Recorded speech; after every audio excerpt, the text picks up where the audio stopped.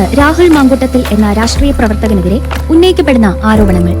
സ്ത്രീകളോട് അപമര്യാദയായി പെരുമാറി എന്ന ആരോപണങ്ങളിൽ അടിപതറി യൂത്ത് കോൺഗ്രസ് സംസ്ഥാന അധ്യക്ഷനും പാലക്കാട് MLA-യുമായ രാഹുൽ മാങ്കൂട്ടത്തിൽ.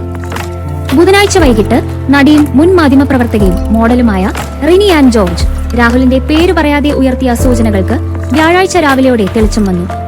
എഴുത്തുകാരി ഹണി ഭാസ്കർ രാഹുലിന്റെ പേര് പരാമർശിച്ച് ദുരനുഭവം വെളിപ്പെടുത്തിയതോടെ കോൺഗ്രസ് അപ്പാടെ സമ്മർദ്ദത്തിലായി. രാഹുൽ തന്നോട് സമൂഹ മാധ്യമങ്ങളിൽ ചാറ്റ് ചെയ്ത ശേഷം ഇതേക്കുറിച്ച് മറ്റുള്ള ആളുകളോട് മോശമായി പറഞ്ഞുവെന്നാണ് ഹണി ഭാസ്കരൻ പറയുന്നത്. രാഹുലിന്റെ ഇരകളിൽ കോൺഗ്രസ് പ്രവർത്തകരുമുണ്ടെന്നാണ് അവർ ആരോപിക്കുന്നത്. മറ്റൊരു സ്ത്രീയോട് ഗർഭചിത്രം നടത്താൻ ആവശ്യപ്പെടുന്ന ശബ്ദശകലത്തിലെ വ്യക്തി രാഹുലാണെന്ന തരത്തിലുള്ള വാർത്തയും പ്രചരിച്ചു.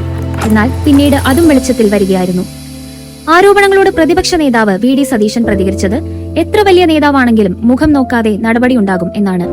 തുടർന്ന് രാഹുൽ മാങ്കൂട്ടത്തിൽ യൂത്ത് കോൺഗ്രസ് സംസ്ഥാന അധ്യക്ഷ സ്ഥാനം രാജിവെച്ചു.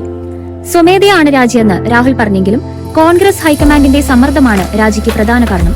ഇപ്പോൾ രാഹുൽ MLA സ്ഥാനം രാജിവെക്കണമെന്ന സമ്മർദ്ദവും വളരെ ശക്തമാണ്. രാജിവെക്കണം എന്ന കടുത്ത നിലപാടിലാണ് VD സതീശനെങ്കിലും തിടുക്കപ്പെട്ട് രാജി വേണ്ടെന്ന് ഒരു വിഭാഗം നേതാക്കൾ പറയുന്നുണ്ട്. കൂടുതൽ വിവരങ്ങൾക്കായി ചാനൽ സബ്സ്ക്രൈബ് ചെയ്യുക.